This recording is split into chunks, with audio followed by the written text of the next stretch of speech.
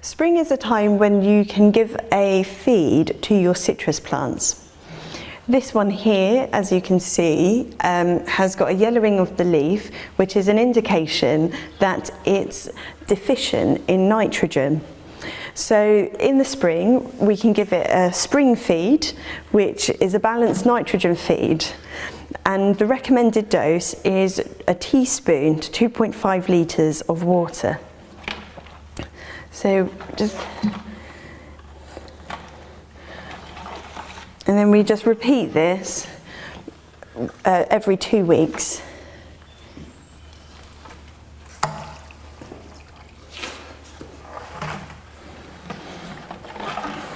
Make sure it doesn't leach away.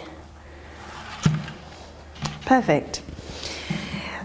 You can do the same thing in the winter as well, applying 1 teaspoon to 2.5 litres of water.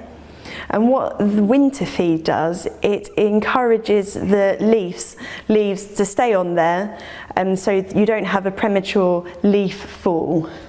We use the Vitax Citrus Summer, which you can get from the website, and the Vitax Citrus Winter.